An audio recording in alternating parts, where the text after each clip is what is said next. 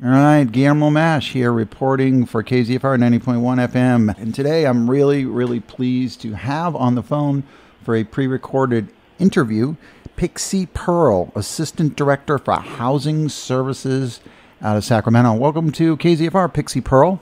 Thank you for having me. Oh, my pleasure, my pleasure. Why don't you tell our listeners a little bit about Pixie Pearl and what you're doing, the wonderful work you're doing down there in the LGBTQ community in Sacramento? Sure, thank you. So Pixie Pearl, I use they, them pronouns, and as of March 18th, I'm the Assistant Director for Housing Services at the Sacramento LGBT Community Center. I've actually worked for the center since 2016, kind of done a couple different things, and when I graduated with my MSW, I kind of more focused on homelessness within the LGBT community, and then most recently moved into this position.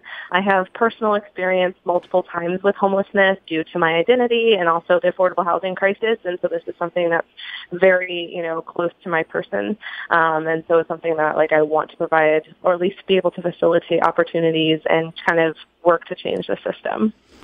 Thank you for that, all that you're doing down there. I know we're going to get into some of the details, but there just are a ton of youth that find themselves in the worst of situations simply because of their pronouns, what they identify with. And I'm just happy we have folks like you and organizations like you that you work for down there in Sacramento. But what I'm going to do is there was a wonderful SACB article that published on the day after the 4th of July, 7/5/2019.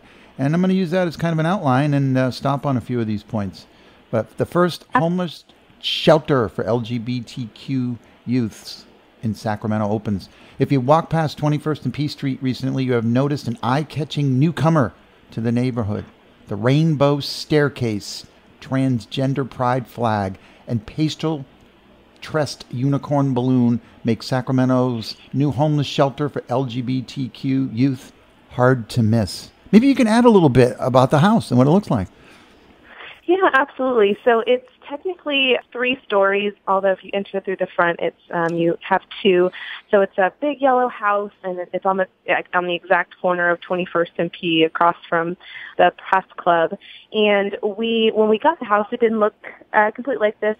We wanted to intentionally, identify what our focus is, and that is the LGBTQ community. And we also intentionally used the New Philadelphia Queer Pride flag, which includes the black and brown stripes, of course, because we understand that discrimination also has intersectionality. And then we have, flags out. We also have the asexual flag out because we know that is also part of our community. But yeah, so that's the outside. The inside, the basement, we have our offices as well as laundry, and we have an ADA accessible room. Because there are so many stairs in the step house, we wanted to make sure that we had accessibility since it is a low barrier facility. And then the second floor is all of our common spaces. We technically don't really have a kitchen. It's a kitchen closet. There's everything you need in there, but you can't really move around. So we have 3 prepackaged meals, and then we have kind of the common spaces, and then the third floor is specifically bedroom. I heard the term low barrier, which means you don't, quote unquote, discriminate on housing based upon if people are using or not. So do you follow the harm reduction model? We do. I actually have kind of expanded that further, and that I'm taking the harm reduction model and applying it to multiple, right? Because, drug use is, I think, it's a form of coping. And I think that we should look at all coping in a harm reduction sense. And so that, as well as low barrier to suicidal ideation, to self-harm, to maybe sex work, any of that. And so we're trying to identify any of those things that need low barriers that may exist in other programs. Well, that's a wonderful idea. I'm going to continue on with this wonderful article.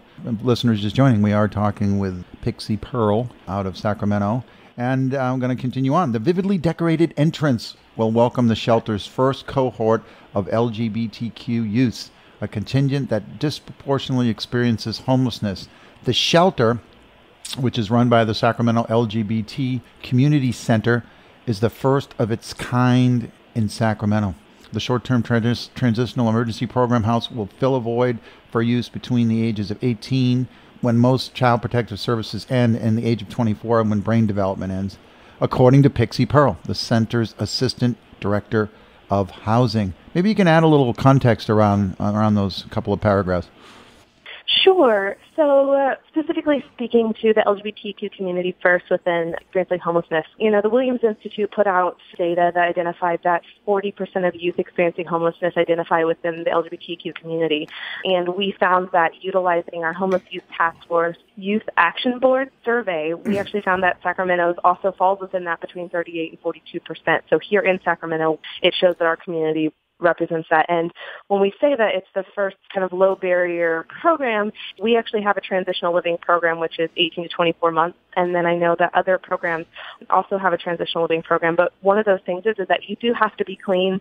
Maybe you can't have an animal, you can't be a couple, things like that. And so what we know is that 40% here in Sacramento, there's 700 youth on the by name list, which is are waiting for housing. And if 40% of that, that's about 218 youth. So it's a large number. And we know that there are specific disparities for folks in this community. You'll go somewhere that is specific for homelessness, but then they won't use your name, right? They'll use your legal name because that's what they have to report on and for their funding, or they won't respect or even ask pronouns, or you might get discriminated against in the service. Or if you're going to maybe a specific LGBT event or place, you might be discriminated against because of your homelessness status. And so, this is supposed to kind of address that. And within the age range, what we're seeing is that there's so many points of entry, unfortunately, for homelessness. And even in this, in our first round, that did exit the foster system. And so that's the system that's supposed to take care of you as a youth, and then still knowing that, that 18 to 24, that you're still developing, right? There are some of us that up until we're 21 and beyond that, we get to still be on our parents' insurance, or maybe we go home when, a relationship didn't work out. And these youth don't have that opportunity because they were supposed to be taken care of or parented by the system, and now it's failing them again. Also exiting juvenile justice. So at 18, they might get kicked out. And what if their family is on subsidized housing? You can't have anyone with a record in their home, so the family has to choose whether to take a youth in and everyone experience homelessness, or to not pick up the youth. And then, we have youth that because they want to express their gender identity, or they just want to be able to be their, the LGBTQ part. They get kicked out of their homes, or they have to choose whether to be themselves and stay in the home or leave. And so it's not really much of a choice. And so we're just seeing all of those intersections happening. And that 18 to 24 range is that they should have somewhere to go, because that's that time where we're trying to figure out how to be an adult. Yeah, I read this thing years ago. For homeless youth, every hour counts. They talk about days, yes. But it's hours. Yes. They can be pulled into the sex trade, or they can be, taking their first dose of heroin. It's not a good place for young people to be. And I'm so glad that you've opened this home to do so. And thank you. Give you a little transition for our listeners. Once again, we are talking with Pixie Pearl, Assistant Director for Housing Services in Sacramento. The house's 12 residents will be offered a bed, meals, case management, workshops, and community for up to 90 days, after which they may transition into more long-term options in the center's continuum of care. That's kind of the more interesting part of this. Is I wanted to have an understanding, Pixie, of some of these services and how you guys came up with 90 days and how the youth are going to be able to work around that or work with it. Absolutely. So the 90 days was actually kind of part of the grant that we received through the Cal OES, and then a matching through the HEAP through the city. But one of the things that we did make important was that we can allow for extensions, right? So 90 days is going to fly. And while we do and talk about exit at intake, we know that the barriers really aren't the youth. We know that in this program, but I think that unfortunately sometimes our system has to have data to prove that. And so what we're doing is, we're going to be meeting with the youth, talking about what's the next steps. But if they're participating in programming, they're meeting with their case manager, maybe they're in treatment, things like that, we can do extensions. And so the 90 days is saying that we want to empower and not enable, and also being able to track, are these services actually helpful, or do we need to stay in a place of introspection and making sure our program is doing what it says it's supposed to be doing? Because the way that this is set up is not supposed to be long term. We're wanting to get folks their foundation, and I can talk a little bit more about the workshops, but, we want to set the foundation so that we can get them, where it is more settled. What we've seen, too, with our transitional living program is it's really hard to go from literal homelessness into a program that's about 2 years with so much autonomy, and it's almost adultifying or adultism of youth that have not been modeled out in an appropriate manner. And so we're expecting something that's never been modeled. And so we're trying to kind of avoid that or be in that prevention and proactive side. Mm-hmm. So our workshops are kind of unique. I am a social worker, but I'm kind of the anti-focus on coping skills as a buzzword or life skills. And so we've kind of developed umbrellas and to where we can allow the youth to have a voice in what that looks like. So we have Adulting University. So what are the things that you should have learned? Maybe your family should have taught you, maybe they didn't know or didn't have the time, or that should be being taught in school. So like how to change a tire, how to check your oil, how to balance a checkbook. We have folks, like have community and neighbors coming in, like what are taxes and insurance and how is that important? We have queer professionalism, so how to navigate like employment and society, but in your queer identity. We have advocacy and things like that. We'll also have the legal clinic. And we're just trying to give a whole rounded so that when they do leave, that they actually have a bigger tool belt than they came in with. Because we know that they're the experts of their own experience, and we want to enhance the skills that they do have. That's a wonderful way to put it. You've given some of the details on the recent point in time that we did this winter. Mm-hmm. But maybe you could give us some insight on the training that you gave, the sensitivity training to homeless count volunteers and how that all worked out. Yeah, so there was actually I know there was over 1,000 volunteers to the point in time count, and I think that it's super important to identify that people are willing to do that. It was the first year that we were officially collecting information and data on LGBTQ information. When I was doing sensitivity training, basically we're talking about what are the questions that are being asked, what is gender identity, what are pronouns, how to be respectful when asking those questions. And my personal experience was that those providing the questions or being surveyors are human, and our sensitivity training was not enough. We have a very vulnerable population of folks that, they might not feel safe to talk to the stranger that's walking around in a safety vest. Even in my own group, because I also participated in the point in time count, I was being misgendered, and I saw that on the form, on the survey, folks could actually skip those questions.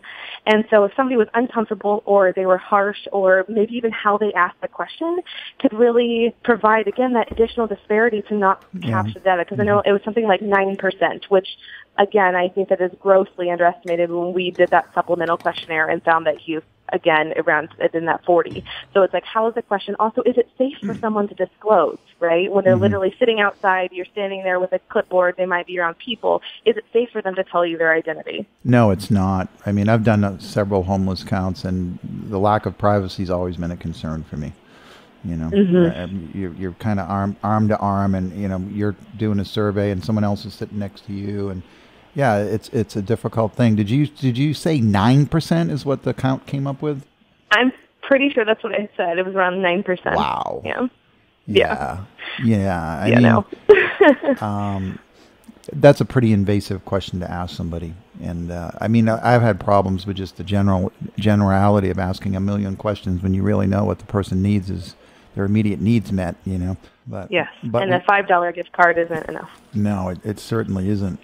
Now, there's a mention of a news release from the center, the LGBT Community Center, that said this could be a possible entry point or precursor to the already thriving 18-month-old transitional living program and the upcoming host home program. So maybe you could tell us a little bit about both of those, the 18-month transitional and the upcoming host home. Absolutely, I would love to. So our transitional living program is 18 to 24 months of programming or housing. We've been open for over a year and a half now, and we still have case management. Food is provided, however, it's set up like we take them grocery shopping and have them do their list. It's more autonomous, while still being able to be supervised by case managers to provide the gaps that might exist. Folks say they put in for, we call them monthly deposits. So basically they get to save up a portion of their paycheck or whatever that they're earning. And when they exit, they get that at the end. So kind of like a savings, just what would normally be rent. And so that then when they move out, they have that first month's rent and down deposit that they need to be on their own, or even more than that. So they have access to activities, therapy as a portion of the model. And they also have a live-in house manager that's there to make sure that it's a safe and warm environment. And so we have six beds for that program. Our host home program is in that pilot stage, and we're hoping, fingers crossed, to have our first youth in by the end of this month. We actually have a town hall coming up at the center this Thursday from 5:30 to 7, and just to kind of identify what is the program, and what that is that it's projected to be about 5 to 6 months. We are providing stipends, and it's an opt-in process for community members that have space in their home to open that up to youth experiencing homelessness. I think there's a lot of ways to address the affordable housing crisis, but one of the ways to do that is to reinvest in community. And so we'll be providing case management to that as well. We provide transportation assistance to the youth and then a stipend to the host if they opt into that. But what we are also asking of hosts, if they do not need that stipend, we're asking them to opt out of it so that if there is a community member that is in a gentrified area that otherwise would be a fantastic fit for being a host, we want to be able to provide them a larger stipend to counteract what kind of gentrification or that affordable housing bubble. And so we're trying to reinvest in that way. The hosts and the youth also get to participate in support groups on a biweekly basis to make sure, because building any kind of home dynamic, it has its own challenges, and we want to make sure that everyone feels supported. Listeners just joining, this is Guillermo Romash for KZFR interviewing Pixie Pearl, the Assistant Director for Housing Services for the LGBT Community Center in Sacramento. And we're covering an article that was published in the Sacramento Bee on the opening. The first homeless shelter for LGBTQ youths opens in Sacramento. And we're coming towards the end of our interview here. I really did have some care. It was beautiful. They were talking about how you didn't number the rooms. There's the rainbow room, the shimmer room, the mystic room. But I was very interested to get some details around how you handpicked the staff who have experienced homelessness in the past in order to facilitate the most empathetic care possible. So all of all of my staff either have personal experience with homelessness or are directly related to that or had to see their direct person experience that struggle. And one of the important pieces for that for me is there's no tokenization. It's more about that there's certain things that happen both mentally, physically, and kind of like how you navigate the world when you have nowhere to call home. And I think that it's a really important perspective to have to see really the additional disparities that happen and how the system continues to try to make it your fault. And so I wanted to make sure that we had folks that knew what that looked like, because it's not for me about saying we know what's best for you. That's not what I want to do. Because again, yes, it's a transitional age youth, but they are adults. And so it's very important for me to say, okay, this is how we can come at that. And the best way I know how is that folks that have that experience or see saw the direct effects of it, be in the room. And an additional way for me to take that even a step further is our HIVE, which is our Housing Youth Visionaries, which is going to be our youth housing board. And that's going to start next week once we have everyone moved in, is that people on the wait list at TLP and STEP or in our host homes, I want them in the room saying, hey, do these policies and procedures make sense? Does this wait list procedure make sense? Does it feel good?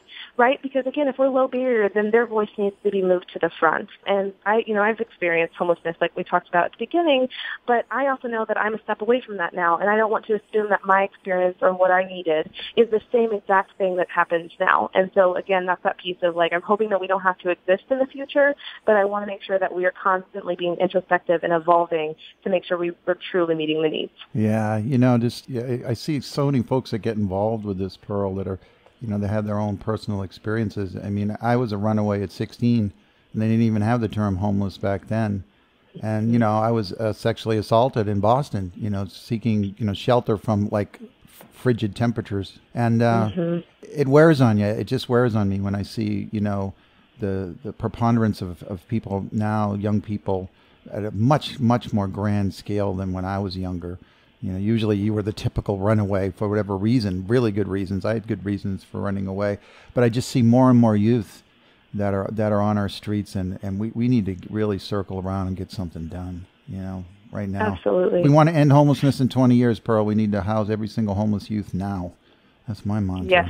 Mm-hmm. Any closing comments? And specifically, let's let our listeners know how they can learn more about this home, Step Home.